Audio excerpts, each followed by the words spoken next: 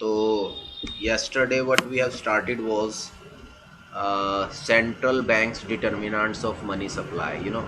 What we have been discussing in our last class was what are the determinants of money supply, and we have seen that there are two basic determinants broadly. One is the monetary base, another one was the money multiplier, and those two broad based determinants are further sub categorized or classified into different determinants, and that we have been studying, and that we have started in our last class, that discussing in our last class, that central banks determinants of money supply, that means those determinants from the entire range of determinants which are under the control of central bank, and those two things that are directly in the under the control of central bank were probably two things: monetary base was there and required reserve ratio was there. All right, so these are the two determinants that we have discussed in our last class. So today we'll proceed further, and we will try to understand what other determinants of money supply are, or you can say the sub determinants of money supply are. Well, in the last class we have discussed the central bank's determinants. Now we will discuss what is the determinant that comes under the banks, or you can say the commercial banks, or you can say the banking system in general. All right. Whenever we say the banking system, what does this means? That denotes the commercial banking system of the economy. Commercial banking system of the economy. Is that okay? कि जब भी हम banking system की बात कहेंगे या banking की बात कहेंगे, तो उससे हमारा मतलब होगा एक तरीके से कमर्शियल बैंकिंग से हमारा मतलब होगा। उस टाइम हमारा मतलब किससे होगा? कमर्शियल बैंकिंग से होगा। ठीक है, तो that we will see today further कि भाई जो कमर्शियल बैंक्स हैं उनके कंट्रोल में कौन सा आता है। तो let us see that thing. I think students are still joining, Piyush Goyal. Hello. Well,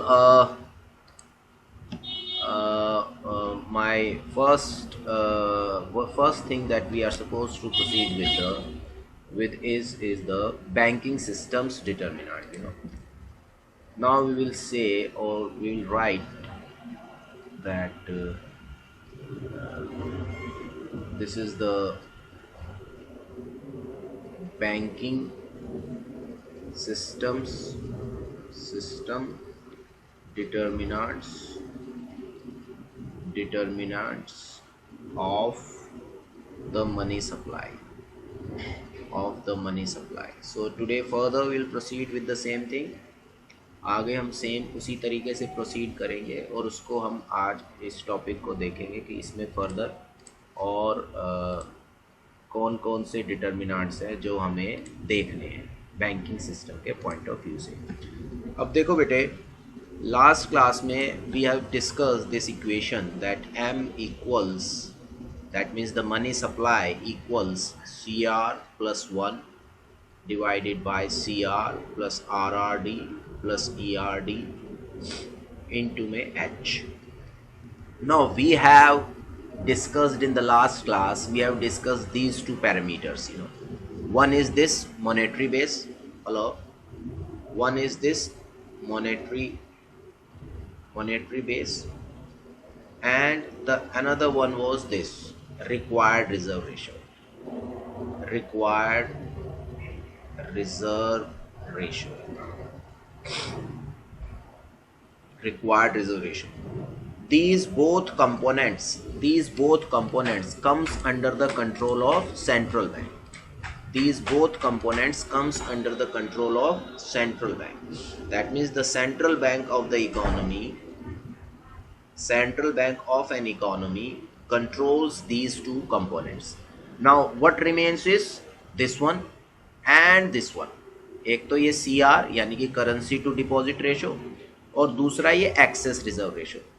तो आज जो बैंकिंग सिस्टम के यानी कि बैंक्स कमर्शियल बैंक्स के कंट्रोल में होता है वो होता है एक्सेस रिजर्व रेशो। ये जो होता है ये होता है indirect control of the commercial banks. तो मैं लिख रहा हूं under control of commercial banks. That means these are the commercial banks that will determine how much excess these reserves they are supposed to keep with themselves. That means nobody else will interfere in this. Nobody else will interfere in the sense that neither the central bank has to do anything with this, nor the public has to do anything with this. This is the sole discretion of the banks or the commercial banks, or you can say the banking system, that a particular bank wants, how much excess reserve that particular bank wants to keep with itself. तो ERD जो है ये है access reserve ratio. ये ERD क्या बोलते हैं हम इसको बोलते हैं एक्सेस रिजर्व रेशो। तो पहले हम ये देख लेते हैं कि एक्सेस रिजर्व का बैंक करता क्या है, कमर्शियल बैंक करते क्या है। जैसे लास्ट वीडियोस या लास्ट लेक्चर्स जो क्लासेस हमने ली हैं उन पिछली क्लासेस में आपने देखा होगा कि हमने क्या कहते हैं कि एक तरीके से एक्सेस रिजर्व रेशो का जो यूज हमने चेक किया वो यूज सिर्फ एक यूज हमने चेक किया, और वो यूज क्या था कि हमें एक्सेस रिजर्व जो भी हैं उनको बैंक लैंडिंग पर्पसेस के लिए यूज कर रहा है। Did you get it? कि बैंक जो है एक्सेस रिजर्व का एक यूज कर रहा था किसके लिए, लैंडिंग पर्पसेस के लिए, जो हमने क्रेडिट क्रिएशन के क्या कहते हैं कि टाइम पर देखा हमने, यस और नो, कि लैंडिंग पर्पस के लिए यूज कर रहा है। पर सिर्फ लैंडिंग पर्पस के लिए यूज नहीं करता कमर्शियल बैंक एक्सेस रिजर्व को। एक्सेस रिजर्व जितने भी होते हैं उनको बैंक एक तरीके से अपनी डे टू डे रिक्वायरमेंट को फुलफिल करने के लिए भी कर सकता है, एटसेट्रा।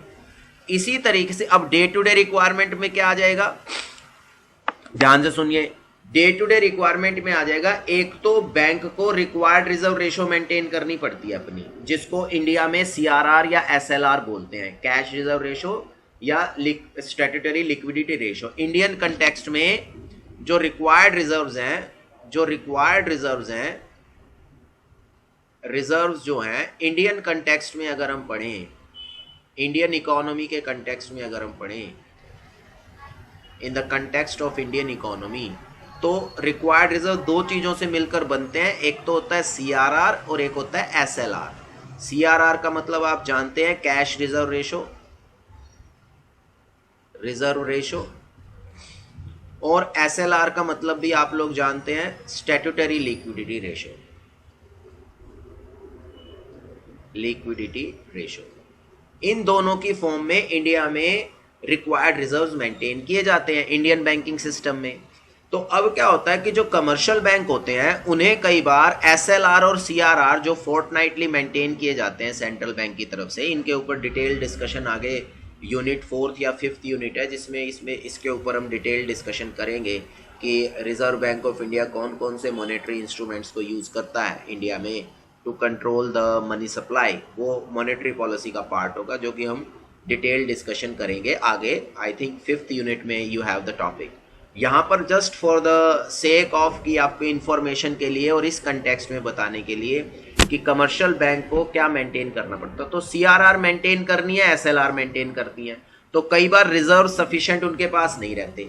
कई बार क्या होता है कि विड्रॉल्स लोग ज्यादा लेने आ जाते हैं किसी पर्टिकुलर डे पर, तो उनको उस एक्सेस रिजर्व में से देने पड़ते हैं। तो जो एक्सेस रिजर्व होता है उसको जो एक कमर्शियल बैंक होता है किसी भी पर्पस के लिए यूज कर सकता है, क्योंकि वो एक्सेस है।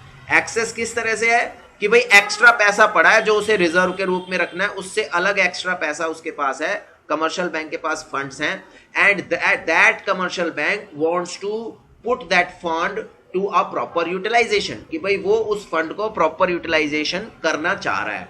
तो इसलिए क्या होता है कि जो कमर्शियल बैंक है उन एक्सेस रिजर्व को डिफरेंट फॉर्म्स में यूज कर सकता है। उसको लैंडिंग पर्पस के लिए भी यूज कर सकता है, उसको डे टू डे रिक्वायरमेंट के लिए भी यूज कर सकता है, उसे किसी और बैंक को लैंड करने के लिए भी यूज कर सकता है, एटसेट्रा एटसेट्रा।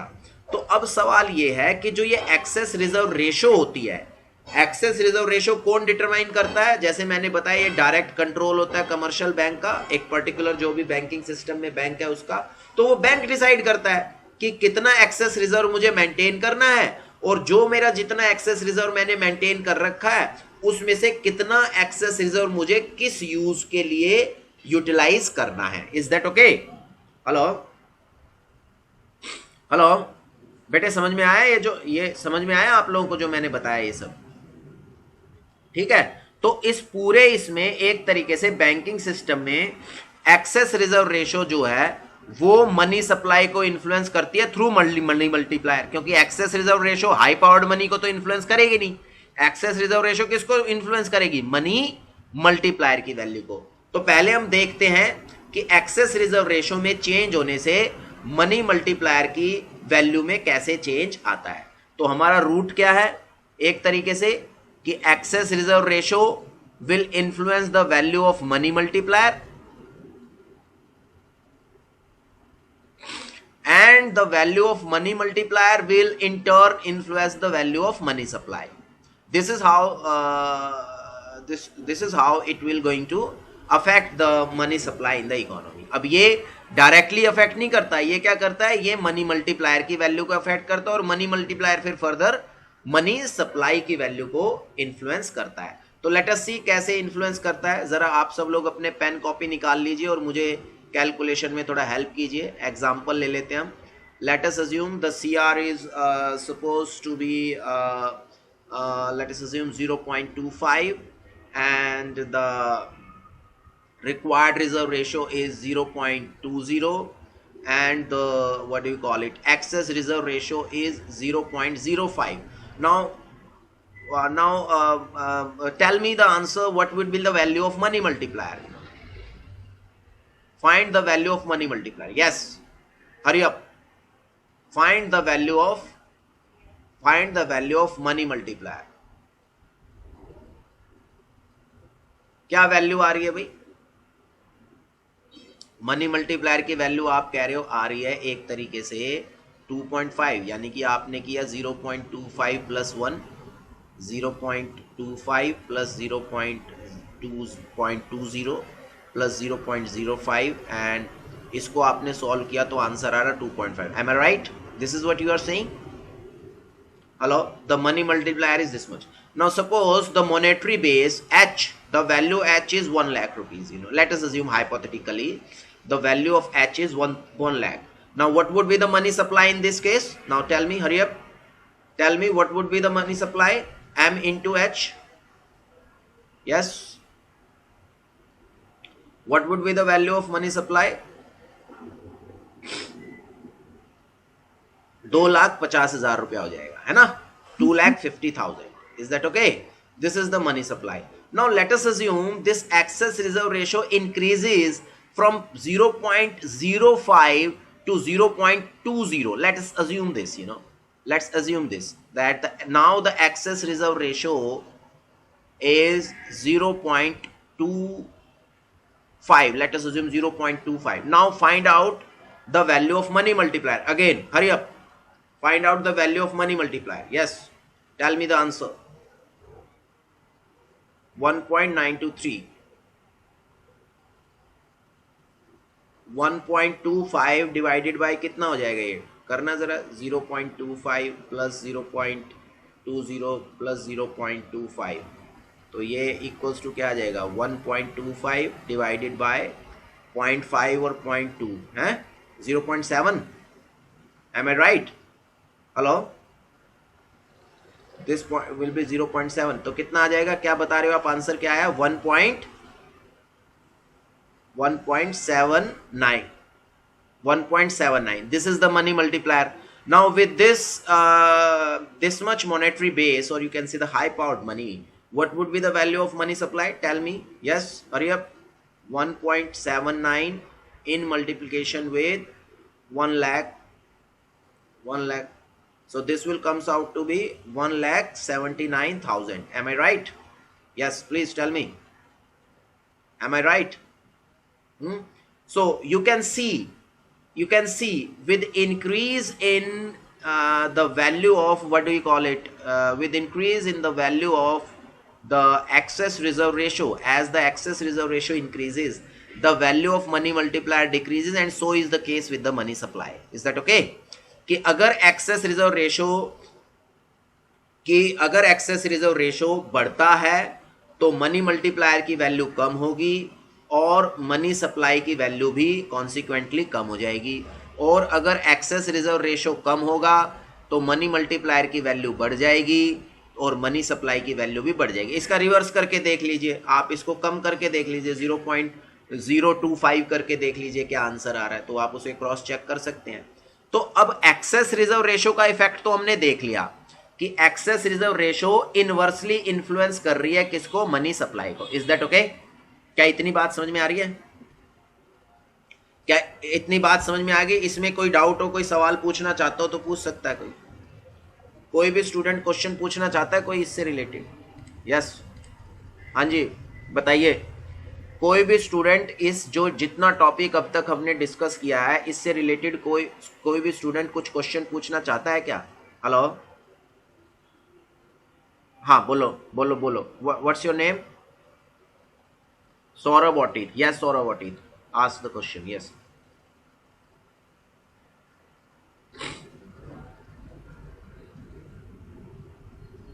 प्रैक्टिकली किस तरह से? प्रैक्टिकली हमने न्यूमेरिकल से प्रैक्टिकली तो करके देखा है, प्रैक्टिकली किस तरह से चाह रहे हो?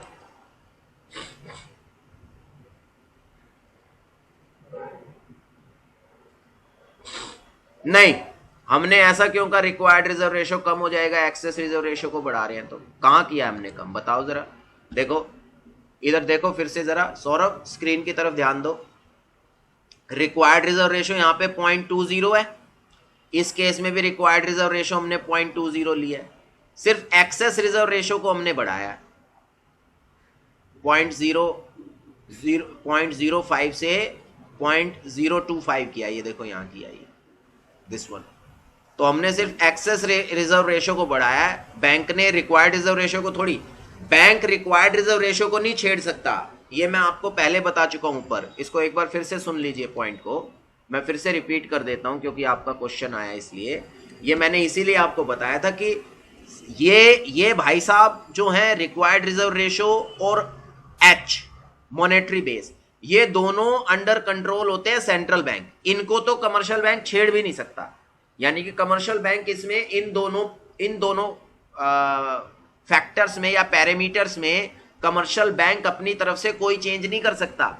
जो चेंज होगा वो सेंट्रल बैंक की डिस्क्रिशन पर होगा। सेंट्रल बैंक जो भी मॉनेटरी पॉलिसी या जिस भी तरह का उसका रुख होगा इकोनॉमी की सर्कमस्टांसेस को देख के, इसको तो वो छेड़ ही नहीं सकते कमर्शियल बैंक, ठीक है। यानी कि ये दोनों, कमर्शियल बैंक का कोई जोर नहीं है इनके ऊपर, कोई कंट्रोल नहीं है, ये दोनों डिसाइड होंगे किससे? सेंट्रल बैंक से। This is what we have discussed in our last class, yesterday we have discussed this thing.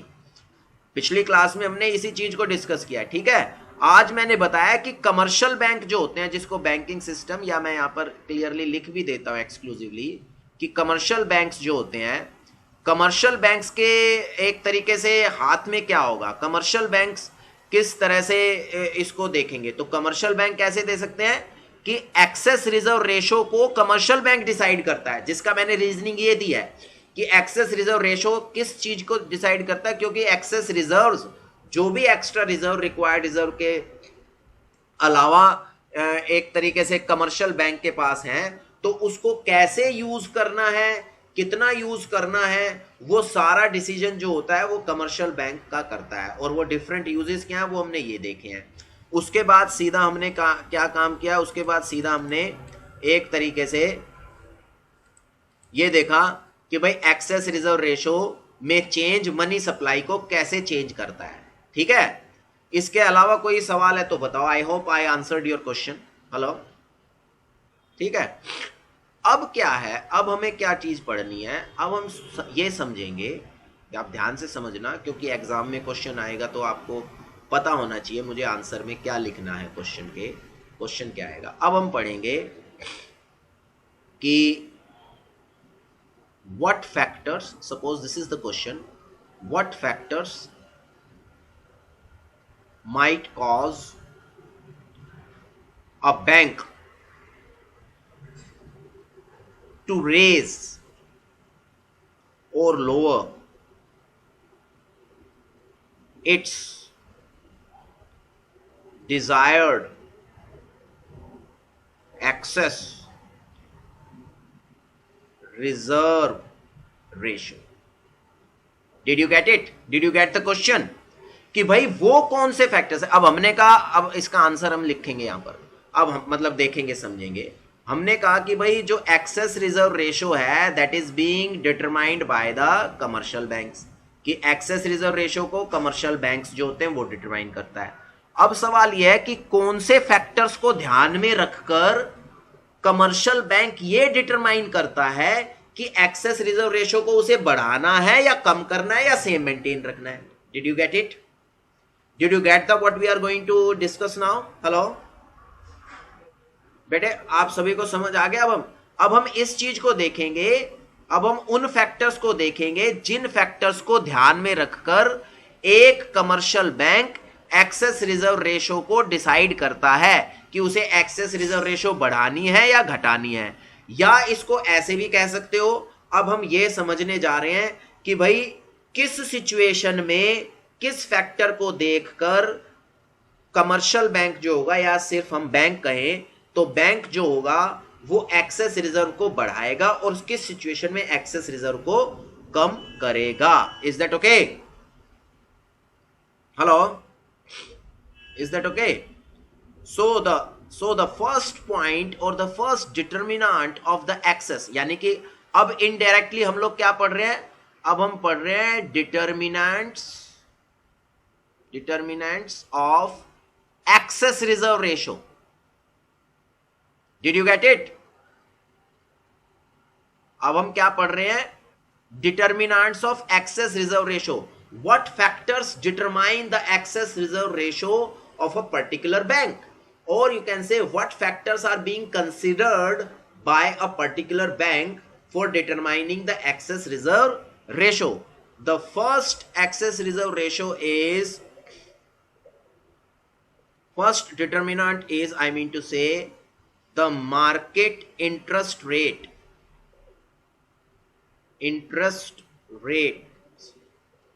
on loans. Loans पर जो मार्केट इंटरेस्ट रेट्स होगा, लोन्स पर जो मार्केट इंटरेस्ट रेट्स होगा, ठीक है ना। अब इसका क्या मतलब हुआ भाई? अब ध्यान से देखो, अब बैंक के पास सपोज करो, जैसे हमने बैंक की बैलेंस शीट देखी थी, अब ध्यान से देखिए, मैं यहां कमर्शियल बैंक की एक तरीके से रफ बैलेंस शीट बना रहा हूं, एक कमर्शियल बैंक की। हम लोगों ने बैलेंस शीट देखी, इस तरफ लिखे थे deposits,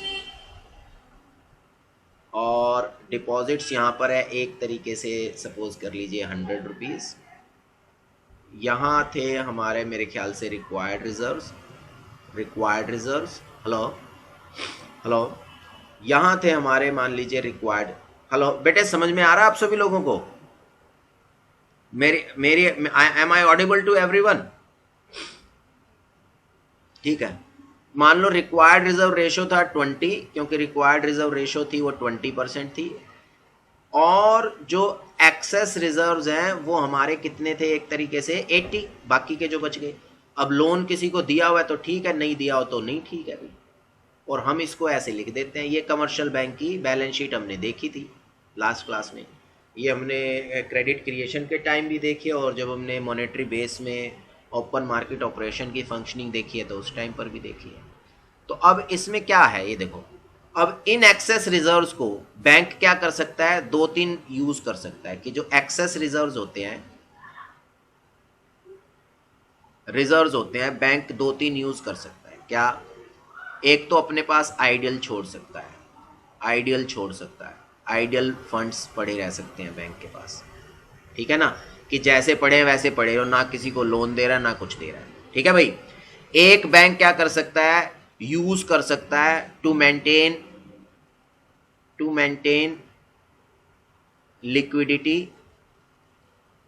liquidity so that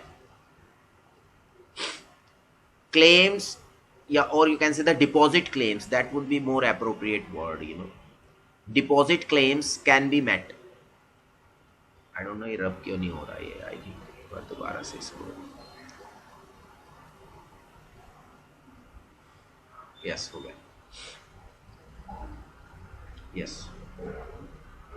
that means अब क्या है कि use to maintain liquidity so that deposit claims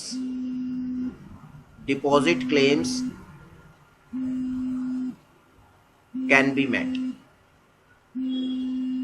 कि जो डिपॉजिट क्लेम्स है यानी कि जो कस्टमर्स के डिपॉजिट क्लेम्स है वो पूरे हो सके, उसके लिए क्या है यूज कर सकता है। दूसरा क्या कर सकता है, और क्या यूज कर सकता है, to to maintain required reserves, और मैं स्लैश लिख रहा हूं CRR और SLR, जो भी चीज मेंटेन उसे करनी होती है। एक यूज क्या कर सकता है, टू लैंड फर्दर वो इसको लैंड भी कर सकता है, एक्सेस रिजर्व्स को। Is that okay? Hello, excess reserves को। अब सवाल ये है कि जब वो इन यूज को कर रहा है, ये देखो जैसे मैं आपको एग्जांपल दे रहा हूं, सपोज करो बैंक ये यूज कर रहा है कि आइडियली पड़े रहे, तो एक तो आइडियल पड़े रहेंगे उसमें, और एक इन यूज में, उसकी एक अपॉर्चुनिटी कॉस्ट है।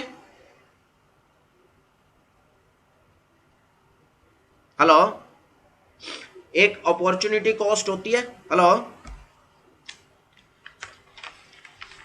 भाई, पैसा आपके पास खाली पड़ा है बैंक के पास, बैंक का काम है फंड्स को दाएं बाएं यूज करना, ठीक है? तो दाएं बाएं यूज करने का क्या होता है, एक तरीके से बैंक को क्या है कि भाई अगर मेरे पास बैंक के पास पैसा विदाउट लैंडिंग ऐसे ही कैश पड़ा है, तो वो एक तरीके से उसकी अपॉर्चुनिटी कॉस्ट है। अपॉर्चुनिटी कॉस्ट किस फॉर्म में है, इंटरेस्ट इनकम फॉरगॉन, यस और नो? कि जो इंटरेस्ट इनकम बैंक उन फंड्स को फर्दर लैंड करके यूज कर सकता था, ठीक है, वो इंटरेस्ट इनकम बैंक नहीं कर रहा क्योंकि उसके पास आइडियली पड़े हैं, यस और नो? तो इसलिए क्या होता है, अगर market rate of interest loan का बढ़ रहा है, अगर market rate of interest loan ज्यादा हो रहा है, तो बैंक एक्सेस रिजर्व रेशो कम कर देगा। क्यों कर देगा? कि बैंक अपने पास एक्सेस रिजर्व कम मेंटेन करना चाहेगा और लोन्स के फॉर्म में उसे लैंड ज्यादा करना चाहेगा। ये जो मैंने बात कही है यहां पर, इज दैट ओके? हेलो, मैं ये कह रहा हूं कि अगर मान लीजिए बैंक के पास ये 80 रुपए पड़े हैं, अब बैंक के पास दो ऑप्शन है, या तो ये 80 के 80 रुपीज अपने पास एज इट इज रखे, दूसरा ऑप्शन ये है कि मार्केट में वो इंटरेस्ट पर वो लैंड कर दे। तो अगर वो इंटरेस्ट, मार्केट इंटरेस्ट रेट, जिस इंटरेस्ट रेट पर बैंक लैंड करने वाला है कस्टमर्स को, वो इंटरेस्ट रेट अगर ज्यादा है, मार्केट रेट ऑफ इंटरेस्ट अगर वो ज्यादा है, तो बैंक एक्सेस रिजर्व अपने पास कम मेंटेन रखना चाहेगा, यानी कि आइडियली फॉर्म में वो एक्सेस रिजर्व को कम रखना चाहेगा अपने पास। क्यों? क्योंकि वो उसकी एक अपॉर्चुनिटी कॉस्ट है कि अगर वो मान लीजिए आइडियली रखता है, तो जो इंटरेस्ट इनकम वो जनरेट कर सकता है फंड्स को लैंड करके, वो इंटरेस्ट इनकम वो जनरेट नहीं कर पाएगा। Are you getting my point? Hello, ठीक है? तो इसलिए अगर मार्केट रेट ऑफ इंटरेस्ट ज्यादा होता है तो एक्सेस रिजर्व रेशो कम कर देगा बैंक, और मार्केट इंटरेस्ट रेट कम होगा तो उस केस में एक्सेस रिजर्व वो बढ़ा सकता है, क्योंकि उस केस में जो अपॉर्चुनिटी कॉस्ट होगी वो कम होगी। I hope I have clarified this point. Hello, is that okay with you all? Did you get it? ठीक है, अब देखते हैं अगला कि अगला कौन सा फैक्टर है।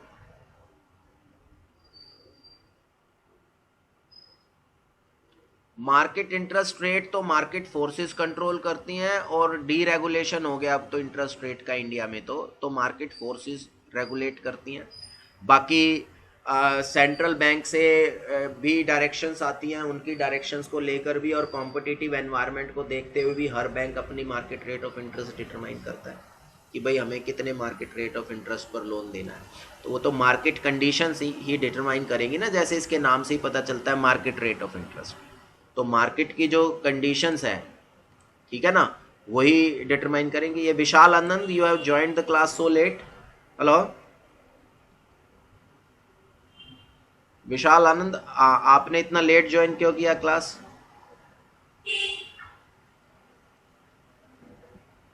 अच्छा, आप अभी बिहार में है, नेटवर्क इशू आ रहा है। चलो कोई बात नहीं बेटे, try to be in time है। Okay okay, no issues. ठीक है, क्या ये समझ में आ गई बात आप लोगों को? Shall we proceed further? ठीक है। दूसरा है, दूसरा जो फैक्टर है जो एक्सेस रिजर्व रेशो को डिटरमाइन करता है, या आप कह लीजिए कमर्शियल बैंक्स जो कंसीडर करते हैं जिस फैक्टर को, वो है रिस्क ऑफ डिपॉजिट विड्रॉल्स। कि डिपॉजिट विड्रॉल्स का रिस्क कितना है, यानी कि अगर किसी कमर्शियल बैंक को ऐसा लगता है कि मेरे पास डिपॉजिट्स तो 100 रुपए के हैं और विड्रॉल्स मेरे पास ज्यादा आ सकते हैं, यानी कि जो मैं ऑन एन एवरेज जितने विड्रॉल्स मेरे पास डेली होते हैं, जिसको मैंने ये बताया to maintain liquidity so that deposit claims can be met, कि जो कमर्शियल बैंक है उसके पास अगर डिपॉजिट्स के लिए एक तरीके से ज्यादा डिमांड आ रही है कि लोग अपना पैसा विड्रॉ करना चाह रहे हैं किसी सरकमस्टांसिस की वजह से। जैसे मैं आपको एग्जांपल देता हूं, सपोज करो अब कोविड-19 चल रहा है, हेलो, है ना, ऐसे ही कोई भी इस तरह की सिचुएशन हो सकती है, अर्थक्वेक हो सकता है या कोई अदर तरह के सरकमस्टांसेस हो सकते हैं, कंटिजेंसीज, जिसमें क्या है फंड्स की इनकम सोर्स लोगों का कम हो गया हो, तो उस टाइम लोग अपना खर्चा कहां से निकालेंगे? जो बैंकों में उन्होंने पहले सेव कर रखा है उसी को विड्रॉ करके यूज करेंगे वो। जैसा कि अगर आप देखो तो ये कोविड-19 की सिचुएशन में बहुत सारे सेक्टर्स में इनकम जनरेशन बंद हो गया, ठीक है ना, बहुत सारे लोगों के इनकम सोर्स बंद हो गए, बहुत सारे लोगों की सैलरीज गवर्नमेंट ऑफिस में भी या गवर्नमेंट डिपार्टमेंट्स में भी या एक तरीके से गवर्नमेंट इंस्टीट्यूशंस में भी बहुत से लोगों की सैलरीज क्या कहते हैं कि रिलीज नहीं की गई इस कोविड की सिचुएशन में। तो उस सिचुएशन में लोगों के खर्च और एक्सपेंडिचर जो मिनिमम उनको सबसिस्टेंस के लिए चाहिए होता है, वो एक्सपेंडिचर तो मेंटेन्ड एज इट इज रहे उनके। तो उन एक्सपेंडिचर्स को मीट करने के लिए लोग क्या करेंगे? या तो उनके घरों में पैसा रखा होगा, अगर घरों में पैसा नहीं है किसी के तो बैंक से ही विड्रॉ करेगा ना, हेलो, ठीक है ना। तो इस तरह की सिचुएशन में बैंक से विड्रॉल्स बढ़ जाते हैं। तो अब बैंक ये सोचता है कि मैं ये जो लोग, इतने सारे लोग एकदम से अनएक्सपेक्टेडली ज्यादा विड्रॉ करने आ गए हैं किसी भी पर्टिकुलर डे पर या किसी भी पर्टिकुलर डेज में, तो या पीरियड में, तो उस टाइम पर कमर्शियल बैंक सोचता है कि मैं अपने पास एक्सेस रिजर्व मेंटेन रखूं ताकि मैं अपनी लिक्विडिटी मेंटेन कर सकूं और अपने जो डिपॉजिट के क्लेम्स हैं कस्टमर्स को पे कर सकूं। यस और नो? हेलो। तो इस केस में अगर आपको ऐसा लग रहा है, अब इस केस में अगर ये रिस्क ऑफ डिपॉजिट विड्रॉल्स अगर बढ़ता है, अब इसको थोड़ा सा लॉजिकली आप सोच के देखिए कॉमन सेंस लगाकर, कि अगर डिपॉजिट का रिस्क बढ़ रहा है कमर्शियल बैंक्स में तो वो एक्सेस रिजर्व रेशो को भी बढ़ा देंगे ताकि वो उस एक्सेस रिजर्व को यूज कर सके, किसके लिए? डिपॉजिट्स के लिए। Did you get it? वो किसके लिए यूज कर सके? डिपॉजिट्स के लिए। यस और नो? तो एक तरीके से जो कमर्शियल बैंक हैं वो क्या करेंगे? एक्सेस रिजर्व को बढ़ा देंगे, यानी कि रिस्क टू डिपॉजिट विड्रॉल भी एक इंपॉर्टेंट डिटर्मिनेंट है। किस चीज का इंपॉर्टेंट डिटर्मिनेंट है? कि भाई आप एक्सेस रिजर्व रेशो कितना एक बैंक डिटरमाइन करेगा। तो ये एक तरीके से पॉजिटिवली अफेक्ट कर रहा है। अगर ये कम होगा तो वो एक्सेस रिजर्व अपने पास कम रखना चाहेगा। कौन? Commercial bank. Is that okay with you all? Hello, ठीक है, shall we proceed further? Now the next one, now the next one, the next determinant is interest rate on borrowed reserves. Now this is the interesting one, interest rate on borrowed reserves. अब interest rate on borrowed reserve का मतलब क्या है, ये हम थोड़ा सा समझ लेते हैं। देखो, जैसे मैंने लिखा टू मेंटेन आरआरडी और सीआरआर या एसएलआर, अब इंडियन कंटेक्स्ट का मैं एग्जांपल लेके आपको समझा रहा हूँ कि किसी भी कमर्शियल बैंक को इंडिया में सीआरआर और एसएलआर मेंटेन करनी पड़ती है। ये मेंटेन करनी पड़ती है फोर्टनाइटली, यानी कि हर 15 दिन में इसको चेक होता है, अकाउंट चेक होता है किसके पास, 15 डेज में, every 15 days, after every 15 days check होता है किसके पास, सेंट्रल बैंक चेक करता है कि सीआरआर एसएलआर मेंटेन तो कर रखी है नहीं। अगर मान लीजिए जैसे 15 डेज हैं, डे 1, डे 2, डे 3, डे 4, ऐसी सोन डे 15 है, ठीक है, ये 15th डे हो गया, ये फर्स्ट डे हो गया, ये सेकंड डे हो गया, थर्ड डे हो गया, ये फोर्थ डे हो गया, ऐसे ये 15th डे हो गया। अब मान लीजिए मेंटेन करना था ये फर्स्ट डे को, सीआरआर मेंटेन करनी थी, और सीआरआर का एवरेज जो डिपॉजिट्स का बैलेंस का था प्रोपोर्शन वो मेंटेन करना था, सपोज 20% हमने लिया। अब किसी दिन हो सकता है ये 20% ना हो इसके पास, इस दिन अगर 20% नहीं हुआ तो जो बाकी का जो बैलेंस होगा ना, जितना अमाउंट डेफिशिएट होगा उतने अमाउंट पे पर डे के हिसाब से इंटरेस्ट चार्ज करता है central bank. Did you get it? Did you get the point? Hello भाई, वापस रिपीट कर रहा हूं, जैसे मैं एक साधारण भाषा में लेकर चल लेता हूं, ज्यादा टेक्निकल टर्म्स को ना यूज करके। सपोज करो सीआरआर के रूप में एक कमर्शियल बैंक को हर 15 दिन बाद या हर 15 दिन तक उसे मेंटेन करने हैं 50 rupees as a reserve, CRR और एसएलआर मिलाकर। तो बैंक ने 50 रुपीज होने चाहिए फर्स्ट डे पर भी, 50 रुपीज होने चाहिए सेकंड डे पर भी, 50 रुपीज होने चाहिए थर्ड डे पर भी, 50 रुपीज उसके पास होने चाहिए फोर्थ डे पर भी, ऐसे ही 50 रुपीज होने चाहिए उसके पास 15th डे पर भी। क्या इतनी बात समझ में आई है? ठीक है। अब सपोज करो बैंक ने क्या किया, अब यहां से उसे 50 रुपीज मेंटेन करने थे, पर बैंक के पास सिचुएशन क्या हुई, उसने ज्यादा लैंड कर दिए या दाएं बाएं पैसा कमाने के चक्कर में फर्दर लैंडिंग कर दी, या कहीं से उसके पास रिटर्न नहीं आई, या डिपॉजिट्स नहीं आए, या विड्रॉल्स ज्यादा हो गए, व्हाटसोएवर द रीजन में भी, उसके कारण जो फर्स्ट डे का डिपॉजिट था ना वो मेंटेन होना था 50 रुपए, पर वो मेंटेन हुआ 40 रुपए। Did you get it? इतनी बात समझ में आ गई कि उसे मेंटेन करना था 50 रुपए, पर मेंटेन कितना हो पाया उसके पास, 40 रुपए। यहां सारा 50-50 रुपए मेंटेन है, ये सारे दिन में उसने पूरे वो कमिटमेंट कर दिए, पर जो ये वाला फर्स्ट डे था इस दिन वो 40 रुपए ही मेंटेन कर पाए अपने पास। क्या इतनी बात समझ में आ गई? हेलो हेलो, ठीक है।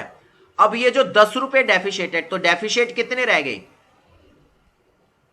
10 रुपीज। अब ये जो 10 रुपए के जो डेफिशिएट है, तो सेंट्रल बैंक क्या करेगा, कमर्शियल बैंक पे पेनल्टी लगा देगा, वो इस 10 रुपए पर इंटरेस्ट चार्ज कर लेगा। और वो इंटरेस्ट क्या चार्ज करेगा, सेंट्रल बैंक जो होता है, आपको मालूम होगा, आप अपने पहली क्लासेस में आपने पढ़ा होगा, ये नहीं पढ़ा तो इसमें हम मॉनेटरी पॉलिसी के टाइम डिटेलिंग डिस्कशन करेंगे, पर मैं अभी बता देता हूं। एक होता है बैंक रेट, सुना है टर्म बैंक रेट? एक होता है बैंक रेट, ये भी बैंक रेट भी सेंट्रल बैंक डिसाइड करता है। बैंक रेट वो रेट ऑफ इंटरेस्ट होता है जिस पर सेंट्रल बैंक कमर्शियल बैंक्स को फंड्स लैंड करता है, ठीक है। अब बैंक रेट प्लस 3% का इंटरेस्ट चार्ज कर लेता है कौन भला, सेंट्रल बैंक। किससे? कमर्शियल बैंक से। ये इंडियन कंटेक्स्ट में मैंने एग्जांपल दिया है। Did you get it? Hello. अब सपोज करो बैंक रेट है, सपोज करो 5% और 3% और, तो एक तरीके से 8% की कॉस्ट हो गई। किसके ऊपर? कमर्शियल बैंक के ऊपर। कितने रुपए के ऊपर? 10 रुपए के ऊपर। 8% उसे पर डे के हिसाब से पे करना पड़ेगा, इसे एक दिन का इंटरेस्ट। हेलो, ठीक है। तो अब इस इंटरेस्ट से बचने के लिए, इस पेनल्टी से बचने के लिए कमर्शियल बैंक क्या करता है, कमर्शियल बैंक दो काम कर सकता है। या तो उसने जिसके लोन सैंक्शन कर रखे वो लोन कैंसिल करे, जैसे मैंने लास्ट क्लास में आप लोगों को समझाया था। Is that okay? कि अपने लोन कैंसिल कर दे, वापस मंगा ले और अपना मेंटेन कर ले बैलेंस। क्या मेरी बात समझ में आई है? ठीक है। या फिर कमर्शियल बैंक क्या करता है, किसी दूसरे कमर्शियल बैंक से बोरो कर लेता है, यानी कि बोरो कर लेता है, यानी कि कमर्शियल बैंक 1 जो है वो कमर्शियल बैंक 2 से बोरोइंग्स कर लेगा, बोरोइंग कर लेगा। इसको बोलते हैं मनी एट शॉर्ट नोटिस, जो कि 1-2 दिन के लिए ही वो बोरो करेगा, क्योंकि उसे 1-2 दिन के लिए चाहिए, बाकी तो उसने मेंटेन कर रखा है। सिर्फ इस डे का उसे 10 का डेफिशिएट मेंटेन करना है, तो वो 10 रुपीज बोरो कर लेगा सिर्फ 1 दिन के लिए इस कमर्शियल बैंक से, दूसरे से जिसके पास एक्सेस पड़ा होगा। Is that okay? इसको बोलते हैं मनी एट शॉर्ट नोटिस या कॉल मनी। इसको क्या बोलते हैं? मनी एट शॉर्ट नोटिस या क्या बोलते हैं? Call money. और इस कॉल मनी पर जो इंटरेस्ट रेट, अब ये बैंक भी मुफ्त में तो देगा नहीं, क्योंकि ये किसी और को देगा तो इंटरेस्ट अर्न कर सकता था ना ये बैंक, क्योंकि बैंक का तो काम ही ये है, ठीक है। तो ये बैंक क्या करेगा? फर्स्ट बैंक से इंटरेस्ट चार्ज करेगा, और जो इंटरेस्ट ये इस पैसे पर चार्ज करेगा उसको बोलते हैं कॉल रेट। उसको क्या बोलते हैं? कॉल रेट या call interest rate, call interest rate, जो कि एक कमर्शियल बैंक को दूसरे कमर्शियल बैंक को पे करना है। Is that okay? I think students are still joining. ये Vansh Goyal, why you have joined so late? The class is up to over and you are joining this time now. Hello, कहां पर रहते हो? दिल्ली में कौन सी जगह रहते हो जो लाइट चली गई भाई? दिल्ली में हो कहीं और हो? रोहिणी में लाइट, अच्छा चलो ठीक है, ये बहाना तो नहीं लगा रहे ना झूठ मूठ का? चल चलो बेटे, ध्यान रखो, सभी लोग टाइम से ज्वाइन किया करो, ठीक है। एनीवेज, तो हम अपने बात पर आ जाते हैं। तो उसको बोलते हैं कॉल इंटरेस्ट रेट। तो ये जो इंटरेस्ट रेट ऑन बोरोइंग लिखा, बोरोड रिजर्व लिखा है ना, वो ये लिखा है कि भाई रिजर्व मेंटेन करने के लिए जो पैसा बैंक को बोरो करना पड़ता है उस पर ये जो कॉल रेट है, इस कॉल रेट को इंटरेस्ट रेट बोला गया है। Is that okay? Hello, hello, yes, इस कॉल रेट को इंटरेस्ट रेट बोला गया है। Did you get it? ठीक है। तो ये जो इंटरेस्ट रेट है, अब अगर मान लो ये कॉल इंटरेस्ट रेट बढ़ेगा तो बैंक क्या सोचेगा? भैया मैं उसे इंटरेस्ट पे करूंगा, उससे अच्छा मैं अपने पास रिजर्व मेंटेन कर लूं, एक्सेस, उनसे अपनी जरूरत पूरी कर लूंगा। यस और नो? Please participate. यस और नो? कि अगर ये इंटरेस्ट ऑन बोरोड रिजर्व्स बढ़ेगा, तो इंटरेस्ट ऑन बोरोड रिजर्व बढ़ेगा, तो एक तरीके से बैंक क्या करेगा? बैंक क्या करेगा? एक्सेस रिजर्व को कम मेंटेन करेगा। सॉरी, इंटरेस्ट बढ़ेगा तो एक्सेस रिजर्व को ज्यादा मेंटेन करेगा। यस और नो? हेलो, ठीक है। ऐसे ही अगर ये कम होगा तो इसको कम मेंटेन करेगा। Is that okay? हेलो, ठीक है। अब दूसरा आता है कि भाई एक तरीके से इस इंटरेस्ट रेट को दूसरा हम किससे लिंक कर सकते हैं कि जो वो लैंड कर रहा है फंड्स, जो कि हमने पहले देखा था। मान लीजिए वो फंड्स को क्या कर रहा है? बैंक लैंड कर रहा है। तो फंड्स को अगर बैंक लैंड कर रहा है तो उस केस में वो देखेगा कि एक्सेस रिजर्व को मैं लैंड कर देता हूं, क्योंकि एक्सेस रिजर्व को लैंड करके मुझे ज्यादा पैसे मिलेंगे, और कॉल रेट जो है वो कम है, तो मैं इनसे उधार ले लेता हूं अपना ये मेंटेन करने के लिए। तो वो ऐसे भी कर सकता है commercial bank. Did you get it? बात समझ में आ गई? ठीक है, हाँ बोलो।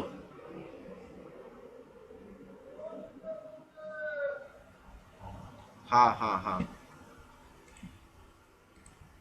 आपकी आवाज साफ नहीं आ रही, आप फिर से रिपीट करो अपना सवाल ना, क्वेश्चन रिपीट करो क्या है। हाँ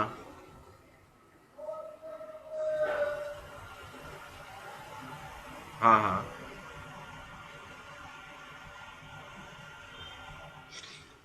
हाँ, मैं बता देता हूँ आपको, वो भी बता देता हूँ कि जो कमर्शियल बैंक है, आपका सवाल एकदम वाजिब है। मैं सवाल रिपीट कर देता हूँ ताकि सबको समझ आ जाए अगर नहीं आया हो तो।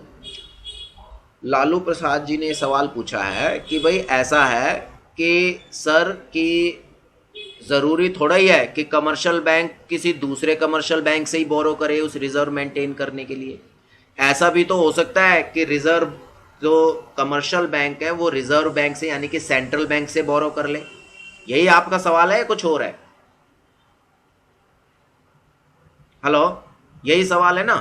तो वो सेंट्रल बैंक से बोरो क्यों नहीं कर रहा? तो अब मैं आपको बता देता हूं कि सेंट्रल बैंक से बोरोइंग कर सकता है वो, नो डाउट, उसमें कोई नहीं है दो राय कि सेंट्रल बैंक से बोरो नहीं कर सकता। पर सेंट्रल बैंक से बोरो करेगा तो उस पर भी उसे इंटरेस्ट रेट पे करना पड़ेगा, उस पर भी उसे इंटरेस्ट पे करना होता है।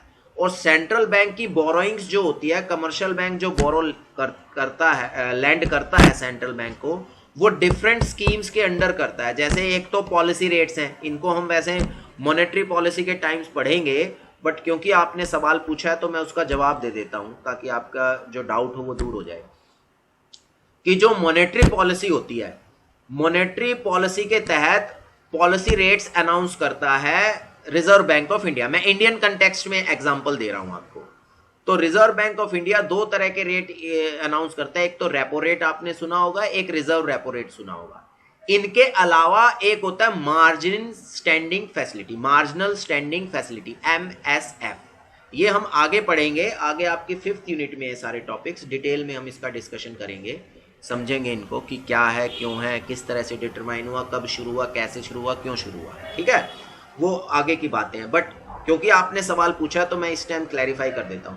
अब उनके अंडर भी क्या होता है, कमर्शियल बैंक को क्या कहते हैं कि एक तरीके से ओपन मार्केट ऑपरेशन करना पड़ता है। ओपन मार्केट ऑपरेशन में क्या पड़ा था कि जो कमर्शियल बैंक के पास गवर्नमेंट की सिक्योरिटीज होंगी या ट्रेजरी बिल्स होंगे या कोई और सिक्योरिटीज उनके पड़ेंगी, वो सिक्योरिटीज प्लेज करनी पड़ेगी, वो सिक्योरिटीज देनी पड़ेगी किसको? सेंट्रल बैंक को। उसके अगेंस्ट वो क्या कहते हैं कि बोरोइंग्स कर सकता है।